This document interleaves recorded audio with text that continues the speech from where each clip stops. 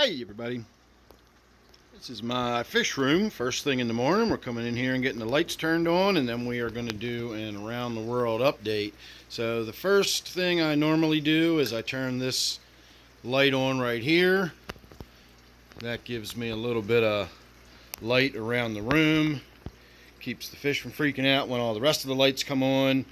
And normally what I would do now is turn the pond light on, but we're going to save that for last, so that we don't have a bunch of glare on the other tanks when we're doing the around the world. So let me go and get the lights turned on. I've got a plug strip down under here that one switch turns this whole side of the room on,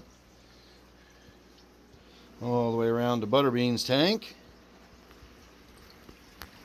And then I've got another little plug strip right back here, and I hit this button and it turns this whole side of the fish room on.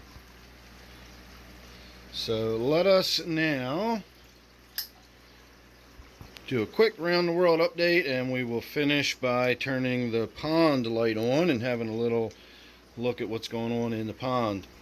So my 29 miscellaneous tank, nothing going on here. Honestly, there's not a whole lot going on in most of my tanks. We do have a few things to talk about, but not a lot. I mainly want to just get a look at the tanks right when the lights first come on. That way, if we find anything unusual, we'll find it together. And it doesn't look like anything unusual is going on in here. I did have my angelfish in there laying some eggs on the glass not too long ago. She does that fairly often, but of course she's in there by herself, so those eggs never hatch or amount to anything. They always get eaten up by the next day. But otherwise, everything is just turning over like a clock, like it always does here in the 29. I know it looks like there's hardly any fish in there, but they're all just laying low because the lights have just come on. But everybody in there is doing just fine. So we're going to move on to my 55-gallon Gourami tank. I just got in there the other day and did a really big water change, did some work in there, got everything nice and cleaned up. You can see the rocks a little better. I cleaned a bunch of the cyanobacteria off of some of the Java Windelove in there. We removed a bunch of the Java moss. Got a lot of that cleaned out. And my sleepyhead angelfish is finally just waking up. And then of course we can see some more of the woodwork and everything down at this end. So this tank is actually looking pretty sharp at the moment. I know we got a lot of cyanobacteria growing on the plants and stuff, but I'm not concerned about that. The water's crystal clear, the glass is nice and wiped down, and that's not usual for this tank. I've been trying to stay on top of it a little more, but the algae grows on the glass in this tank really fast for some reason. It's probably the tremendous amount of lighting I have in this tank. If you're not familiar with it, I do have 4 floodlights shining straight down into this tank. Now I do have them on a dimmer switch, and I'm running them at about 1/3 their full output, but still, even at a third output, it's still way more light than you would typically see in an aquarium, and I think that's where I get all that growth on the glass comes from. So moving on to my 55. Not much to talk about in here. I will say that I am glad that I put all of those live bears in there, because my crypt is now looking like crypt again. That was all covered in algae, but the live bears in there, all those red wag platies you can see swimming everywhere, absolutely destroyed that algae, and now it looks pretty good. I do need to get in here and do a water change. You can kind of tell the glass is a little grungy. It's been a while since I've done a water change. I can maybe thin out some of that Java moss back there that's not really even supposed to be in there. I don't mind it being in there, but I'm not going to let it eat the tank like I have in other places. In fact, as I look around, I'm seeing more and more of it. You can see some Java moss in the back there growing on some woodwork. And we got Java moss over here. It's growing on the rock. It's growing on the power head. It's growing on the wood. So I will have to get in there and remove some of that Java. So somewhere in here should be my blue discus, but I do not see it at the moment. So possibly it's hiding in the back. It's got to be in there somewhere. I doubt it got out overnight. But I do not see it. That's kind of interesting. Anyway, somewhere in here is supposed to be one of my blue discus, and I am not seeing hide nor hair of it. So that's, again, kind of interesting. For as long as the lights have been on, you think it would be out and about and swimming around right now.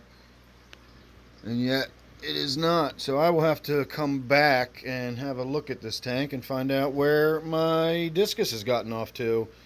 I'm a little concerned now. I'm wondering if it's not dead and just stuck in the back somewhere behind, stuck up against the filter intake or something, and I can't see it.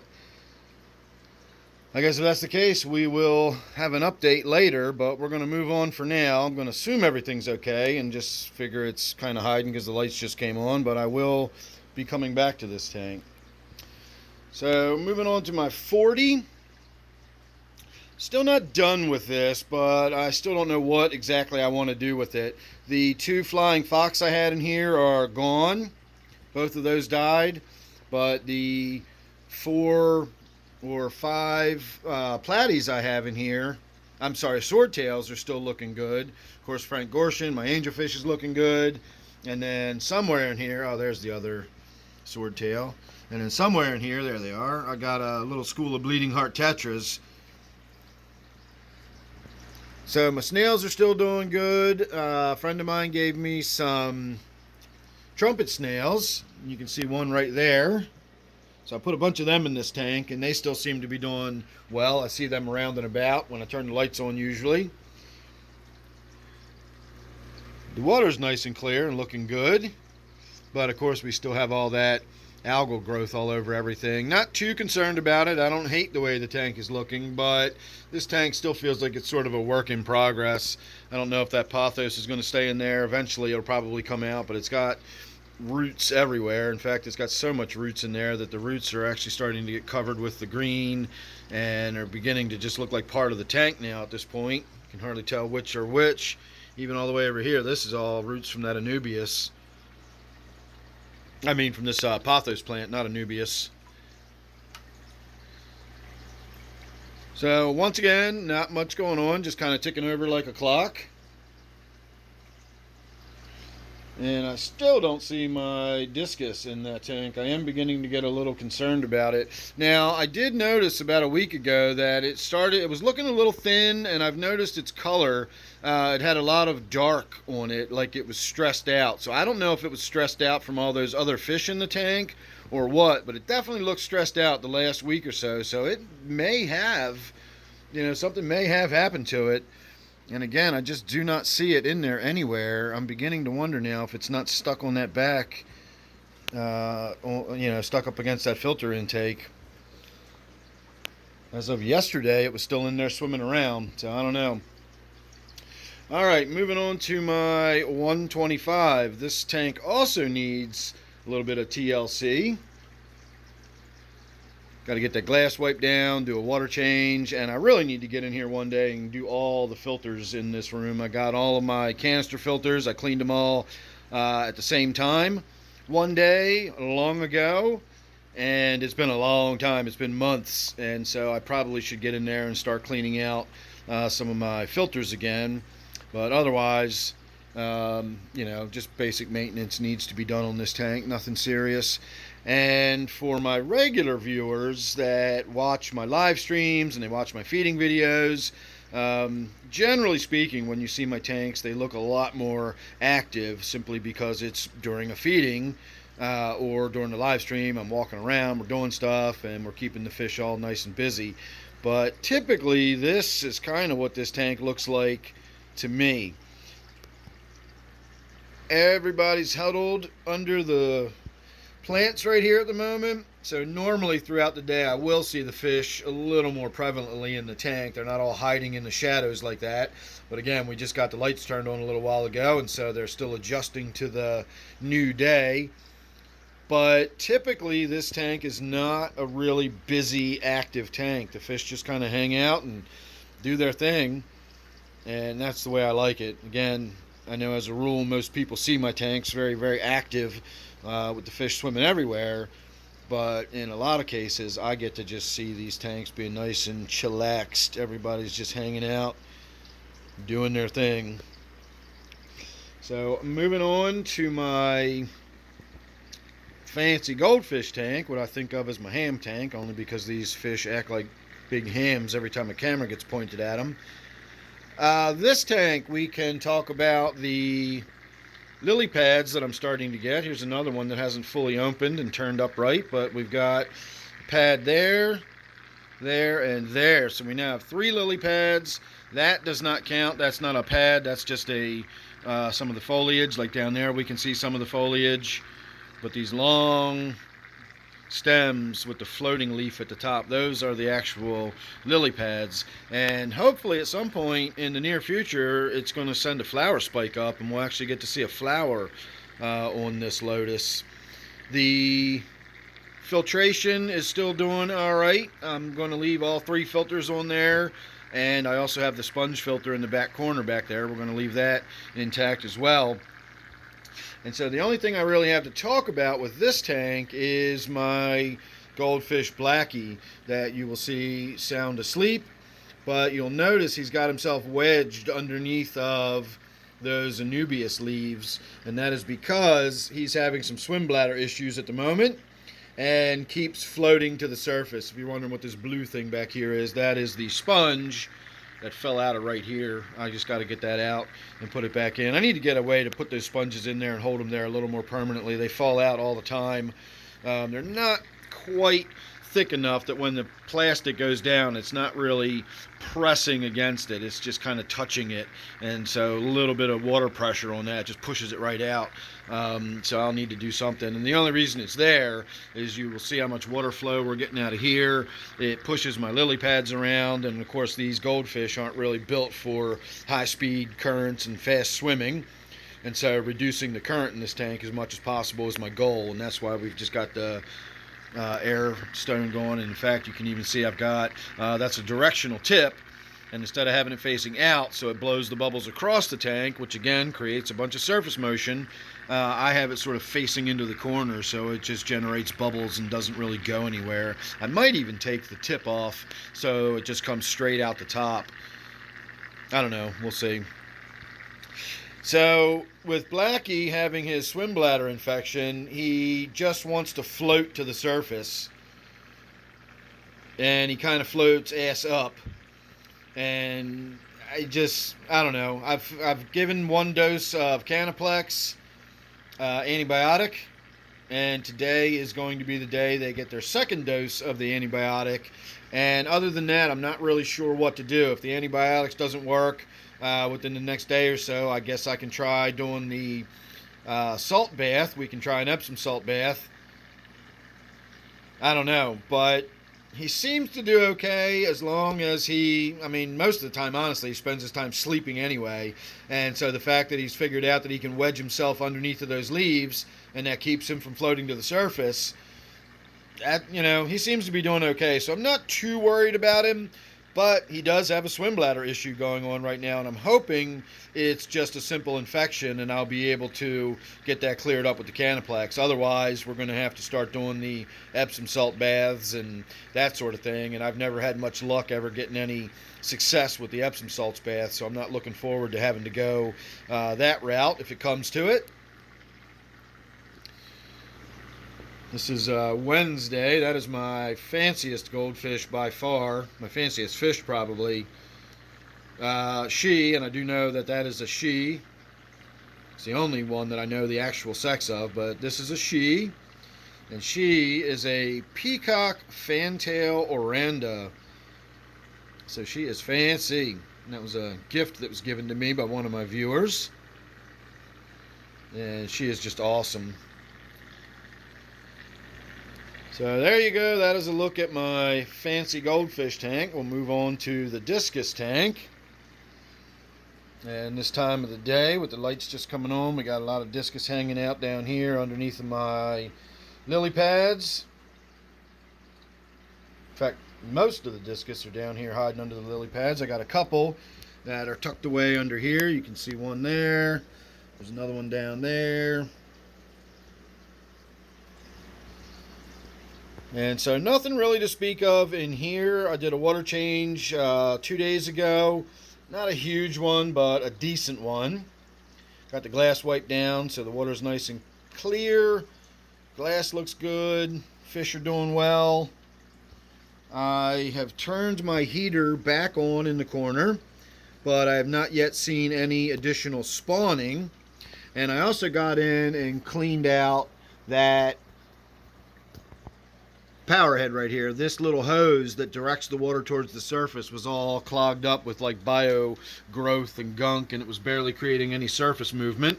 But with it turned up like that, I get all of that surface movement. That partially helps me deal with the duckweed, because duckweed does not like a lot of surface agitation. And it also gives me all that twinkly, sparkly, sunshiny effect inside the tank, which I enjoy. You don't get that unless you've got ripples on the surface. Now at this end, we've got the flow from the filter coming in, and that gives me all of the twinkly, sparkly look that I want. And then of course this end we have all those lily pads and everything covering most of the surface, and that end of the tank is a little bit darker as a result. Likewise, this tank has the floodlights. The floodlights are also on the dimmer switch, and these are also running at about 1/3 capacity. And even though we don't have the big hood over it, we've got the same setup going on down here. We've got the 6 floodlights, and then we've got the dimmer switch running them at 1/3 capacity. Hey, look everybody, it's us down there in the mirror. So that is all that's going on in the Discus tank. We'll move on to my 20-gallon betta fish tank. And this one is looking pretty good too at the moment. Not a lot to talk about necessarily. I did a water change, got the glass wiped down, although it does need it again. It's been a week or so since I've done that.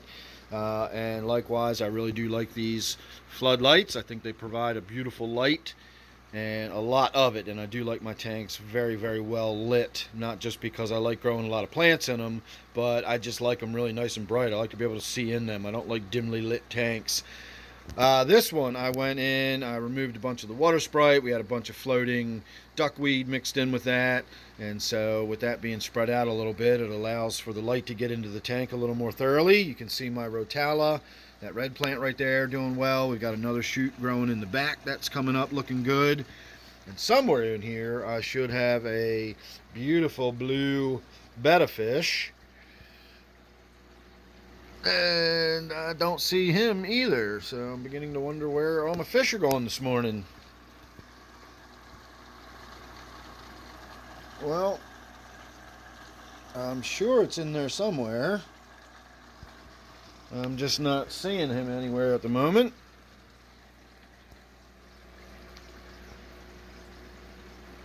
So once again, wondering what in the world is going on with my fish and how well. Oh, there he is. I was going to say, it's hard for them to hide, but they can hide. Knew I had a betta fish in this tank somewhere. So that is Gilgalad. I don't name most of my fish, but some of them have names, and this one does. That's Gilgalad. And he is a half moon betta fish, and he's absolutely stunning. So that's his tank. Quarantine tank has nothing in it, nothing going on at the moment. I did a big water change and cleaned a bunch of the crud out of it, but we need to get that restocked. I need to have some kind of fish in there just so it stays a nice living tank. I might grab some of my red wag platies from upstairs and throw a couple of them in there just so I've always got a couple of fish living in my quarantine, and that always keeps the nitrogen cycle in tip-top shape for me. So we will move on now to Butterbean's tank. This is my former brackish tank. I haven't had brackish water in here in quite a while. You can see my figure 8 puffer Butterbean there. For the longest time I had this tank brackish, and for years I kept my puffer in brackish water, and I'm sure the salinity fluctuated somewhat during water changes, but not a lot. I usually kept it medium to medium high end of brackish, like 1.008. And he eventually developed lesions or something all over his skin. He started looking bad, and it just kept getting worse and worse and worse. And it was suggested to me to reduce the salinity and see if it helped. And so I tried it, not knowing what else to do. And sure enough, when I reduced the salinity, he started looking better. And I reduced the salinity a little more, and he looked even better. And so I continued the trend. I kept lowering the salinity more and more. And eventually, by the time I got down to pretty much no salinity, all of his lesions were cleared up and he looks good and healthy. So I don't know whether keeping him in fresh water all the time is a good idea. Maybe I should mix in some salt occasionally. I'm not 100% sure. But right now, Butterbean, my puffer there, is in basically the same water that my discus are in. You know, I don't address this water in any way. I don't add salt. I don't add anything to it. So he is in very, very soft water right now. No calcium, no magnesium, and he seems to be doing fine. So I don't know if that's a good idea or a bad idea, but we'll have to wait and see. If he starts looking rough again, maybe I'll change it up. But right now we are operating at no salinity whatsoever. Again, that is the same salinity and water in this tank as I have in my discus tank. So there you go. And I'm starting to hear a little bit of rattly noise come out of that filter too. So I think his canister filter down here is going to need to get changed out at some point. It's been a very long time since I've done the filter on this tank. I probably changed that filter out, and I'm not kidding about this. Probably about once a year I get in there and mess with that canister filter. Honestly, I only do a few water changes a year on this whole tank. And I don't even remember the last time I got in and worked on the filter. It's been several water changes ago. So I would say it's probably been, if not a year, it's been darn close to a year since I've gotten in to the canister filter on this tank. So who knows what it's going to look like when we finally get in there. But that'll be something coming up here real soon. So all right, everybody, last but certainly not least is going to be the pond. And we're going to start by turning the overhead LED on. Light it up like daytime. So what is going on in the pond? One is that I caught most of the fish that were in my outdoor pond and I brought them inside. So we've got about a dozen more goldfish. The really small goldfish are the ones that came from outside. The larger ones were the ones that were already in here. You can see these really thin, pale colored fish. These are those were rosy minnows. I had them in the pond outside, and somewhere in here is a bunch of mosquito fish or gambusia. Those also were in the pond outside, and I brought them in. There's one goldfish still out there. There's one bullfrog that is still in the pond, and in theory, I still have one fantail goldfish out there, and I really want to catch the fantail and bring it inside. But I cannot find the fantail. I saw it the other day before I started collecting the fish up, and then once I started collecting the fish up, I've not been able to see it again. So I don't know if maybe since that was the only large fish left in the tank, maybe a raccoon or a bird got it.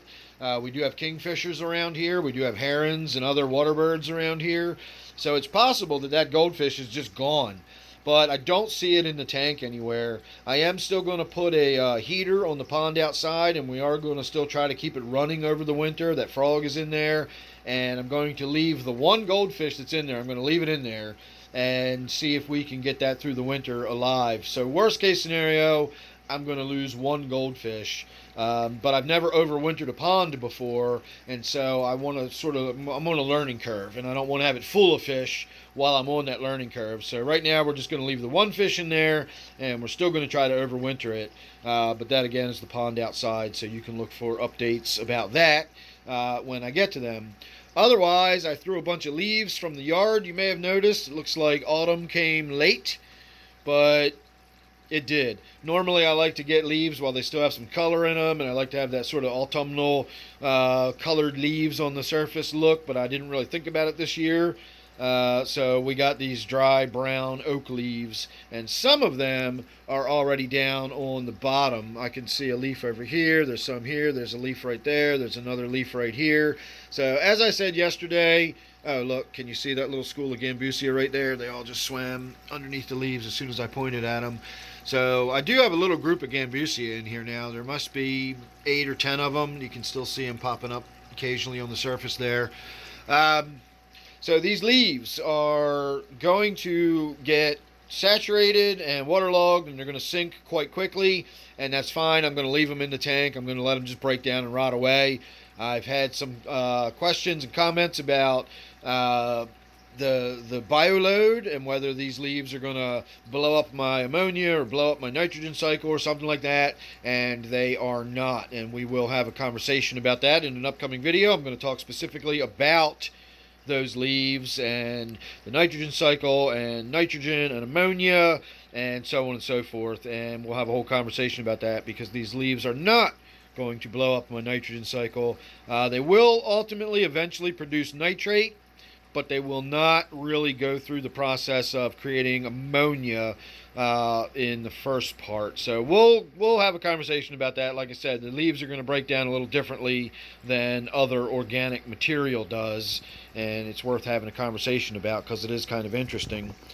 Most of you by now probably know I've installed the fancy lighting in the tank. I got one of these little jobs now where I can change all the colors and everything. I normally just turn it on. And then you can see they got knocked around. This one's shining upwards at the moment. I think that one in the corner back there is shining upwards as well. You can see the one down here, a little blue light under there changing colors ever so gently. And then of course in this corner we also have the lights changing color ever so gently. So it doesn't look like much now, obviously, with all the light flooding onto the tank, but you can imagine when all the lights are turned out in the evening, the colored lights and the slowly shifting light changes and whatnot in the pond look very nice. I'm enjoying them quite a bit. And on a final note, and I will let you get on with your afternoon or whenever you're watching this, I wanted to point out our calla, or canna. I always want to call this a calla lily, but it's not a calla lily, it's a canna. And we had this out in the yard all summer. It did very little because I get squat doodly for sunlight out of my yard. I got a lot of shade in my yard, and this did not do well, and we didn't get any flower on it all summer long. And I bring it inside, and it's not even directly under my grow light. It's off to the side quite a bit, and yet within days of bringing it in here, I've got lovely, beautiful flowers on it already. So there you go, everybody. That is your Around the World for this week. I will try to do one of these per week or every 10 days or so. I know these are popular videos, and if you're still watching after all this time, you clearly enjoy these kind of videos. So do not hesitate to harp on me or nag at me or try to get me to post more of these. If I forget, I get a little bit lax. And a little bit of gentle nudging from my viewers never goes wrong for me. So go ahead and encourage me when you feel it's time for another update. If you haven't got one, feel free to recommend one, and I'll do what I can. So thanks for watching this one, everybody. Make sure you check out my live streams every Sunday night and Friday night at 8 p.m. Eastern Time. Thanks for watching this one, and I will see you real soon on the next one.